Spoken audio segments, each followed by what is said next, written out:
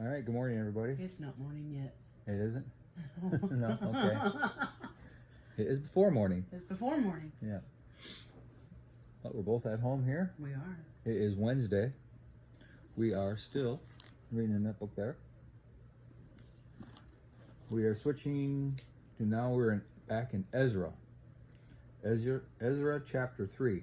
The altar is rebuilt. Ezra 3, starting at verse 1. In early autumn, when the Israelites had settled in their towns, all the people assembled in Jerusalem with a unified purpose. Then Jeshua, son of Jehozadak, joined his fellow priests and Zerubbabel, son of Shealtiel, with his family in rebuilding the altar of the God of Israel. They wanted to sacrifice burnt offerings on it, as instructed in the law of Moses, the man of God. As instructed by the law of Moses, the man of God. Even though the people were afraid of the local residents, they rebuilt the altar at its old site. Then they began to sacrifice burnt offerings on the altar to the Lord each morning and evening. They celebrated the festival of shelters as prescribed in the law, sacrificing the number of burnt offerings specified for each day of the festival. They also offered the regular burnt offerings and the offerings required for the new moon celebrations and the annual festivals as prescribed by the Lord. The people also gave voluntary offerings to the Lord. 15 days before the festival of shelters began, the priest had begun to sacrifice burnt offerings to the Lord. This was even before they had started to lay the foundation of the Lord's temple. Another commentary. The Jews built the altar as one of their first official acts. It symbolized God's presence and protection. It also demonstrated their purpose as a nation and their commitment to serve God alone. Zerubbabel sacrificed burnt offerings as the law of Moses instructed. The sacrifices were essential because they demonstrated that the people were seeking God's guidance, rededicating themselves to living as He commanded, and daily asking Him to forgive their sins. The Jews were afraid they were going to be attacked by the surrounding people, a mixed group of ancestors, and had been conquered by the Assyrians.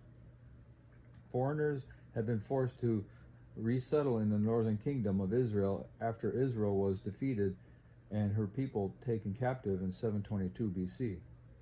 The resettlement procedure was a common tactic of the Assyrians to prevent strong nationalistic uprisings by conquered peoples. Some of the resettled people in Israel had migrated south near Jerusalem, and they may have thought the returning exiles threatened their claim on the land. The Festival of Shelters lasted 7 days. During this time, the people lived in temporary dwellings like tents or booths or lean-tos, as their ancestors had done years before when they journeyed through the wilderness on their way to the Promised Land. The festival reminded the people of God's past protection and guidance in the wilderness and His continued love for them. Almost immediately after arriving in the new land, the returning exiles built an altar. The people began worshiping God through sacrifices even before the temple foundation was laid. After many years in captivity, they had learned their lesson. They knew that God does not offer special protection to people who ignore Him. They had been carried off by the Babylonians when they were relatively strong. Here they are few, weak, and surrounded by enemies. If ever they needed to rely on God's power, it was at this time. They realized the importance of obeying God from the heart, and not merely out of habit. If we want God's help when we undertake large tasks, we must make staying close to Him our top priority. These sacrifices were originally set up under the law of Moses. The festivals are described in Leviticus 23. At the beginning of every month, they held a special observance. Okay. That's all we have for today, and I hope everybody has a glorious day. Talk to you later.